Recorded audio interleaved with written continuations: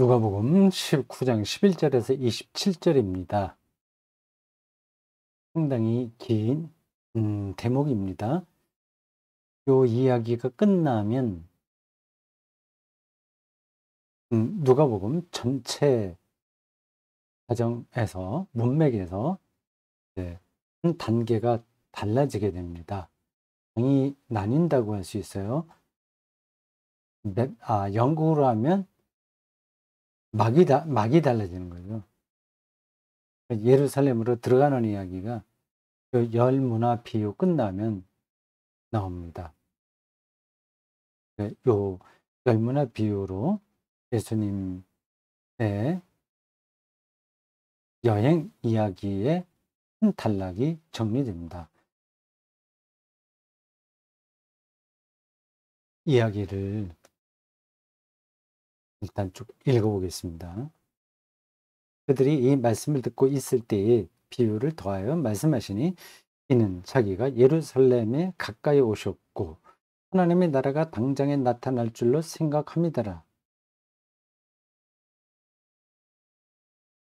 이르시되 어떤 귀인이 왕위를 받아가지고 오려고 먼 나라로 갈 때에 그 종을 불러 은화 10문화를 주매 이르되 내가 돌아올 때까지 장사하라 하니라. 그런데 그 백성이 그를 미워하여 사자를 뒤로 보내어 이르되 우리는 이 사람이 우리의 왕됨을 원하지 아니하나이다 하였더라. 귀인이 왕위를 받아가지고 돌아와서 은화를 준 종들을 각각 어떻게 장사하였는지를 알고자 하여 그들을 부르니 그 첫째가 나와 이르되 주인이여 당신의 한 문화로 10문화를 남겼나이다. 주인이 이르되 착한 종이여 네가 지극히 작은 것에 충성하였으니 10고을 관세를 차지하라 하고 그 둘째가 와서 이르되 주인이여 당신의 한 문화로 5문화를 만들었나이다. 주인이 그에게도 이르되 너도 5고을을 차지하라 하고 또 한 사람이 와서 이르되 주인이여 보소서 당신의 한 문화가 여기 있나이다. 내가 수건에 싸서 두었나이다. 이는 당신이 엄한 사람인 것을 내가 무서워함이라. 당신은 두지 않은 것을 취하고 심지 않은 것을 거두나이다.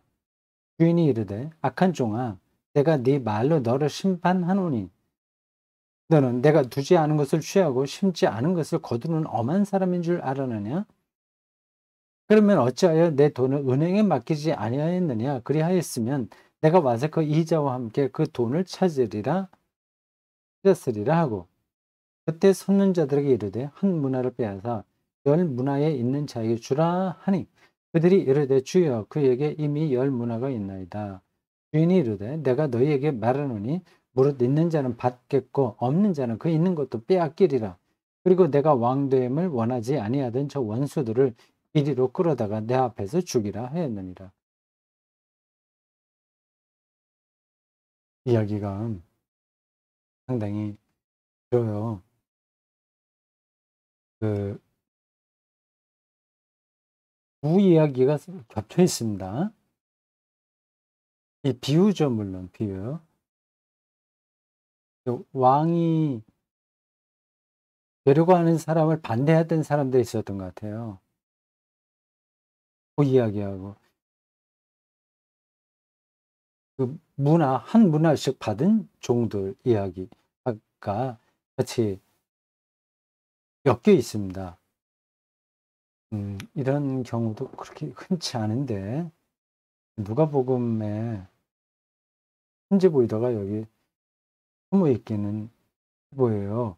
그것까지 우리가 다 살피지는 않겠습니다. 여러분들이 제가 읽을 때 들었듯이 이 이야기는 마태복음에 나오는 달란트 비유와 거의 흡사하다는 걸 알 겁니다. 그러니까 제가 가지고 있는 성경 25장, 마태복음 25장 14절부터 30절까지 달란트 비유가 나옵니다. 그 유명한 달란트 비유예요.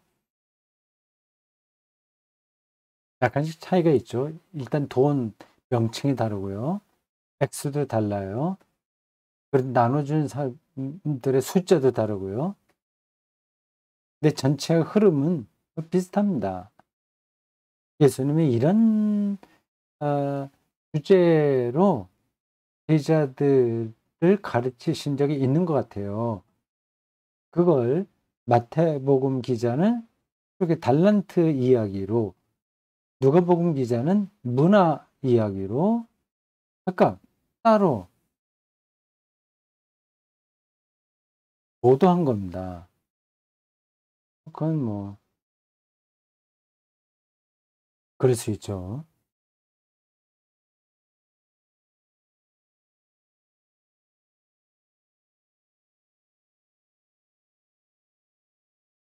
구절을 조금 봅시다. 비유를 더하여 말씀하신 예수님의 가르침에 비유가 많이 나옵니다. 비유만 놓고 연구한 뭐 논문이나 책도 많습니다. 비유를 말씀하시는데 그 이유가 뭐냐?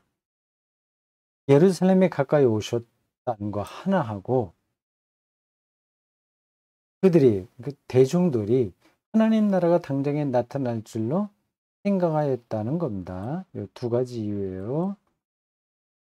예루살렘에 예수님이 가까이 오셨다는 말은 복음이 가까이 왔다는 뜻입니다.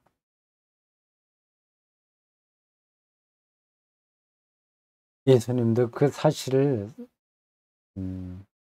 불언은 아니라고 하더라도 상당할 정도로 절감했을 겁니다. 예루살렘에 가서 고난받고 죽는다. 그 얘기는 여러 번에 걸쳐서 예고하셨어요. 그러나 제자들은 전혀 그런 뜻으로 받아들이지는 않았습니다.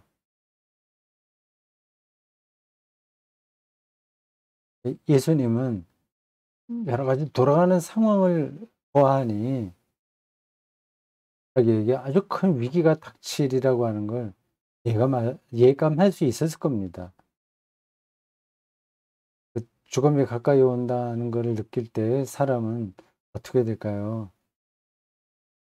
아니 뭐 언젠가는 죽지 뭐 요게 아니라 뭐 시한부 선고를 받는 경우와 같습니다. 한 1년 아니면 6 개월 시한부 선고를 받았다면 그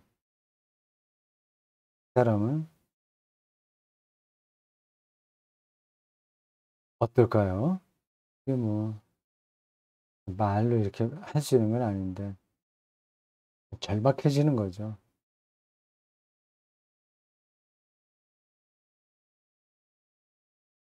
예수님도 상당히 절박했을 겁니다.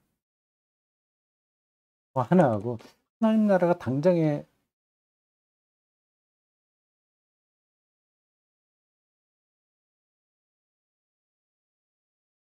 나타날 줄로 사람들이 생각했다는 거예요.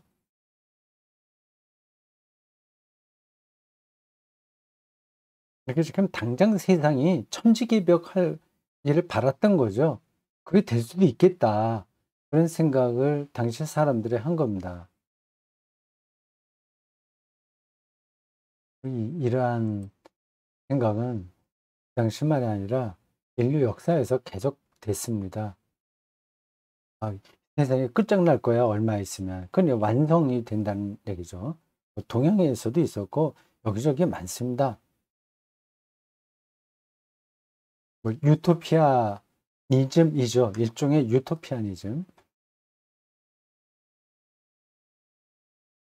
당장에 현재의 모든 큰 질서가 허물어지고 완벽한 나라가 올 거라는 대망이 있었습니다. 그게 잘못이다. 인제 그거를 예수님이 거기서 전하려고 비유를 말씀하신 겁니다. 근데 여기서 제가 확실하게 말할 수는 없으나 약간 설명이 필요하다고 하다고 보이는 게 있네요.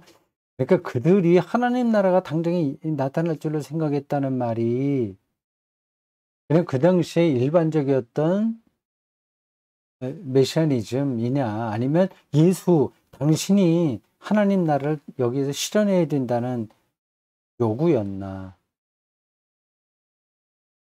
겹쳐 있을까요? 어떨까요?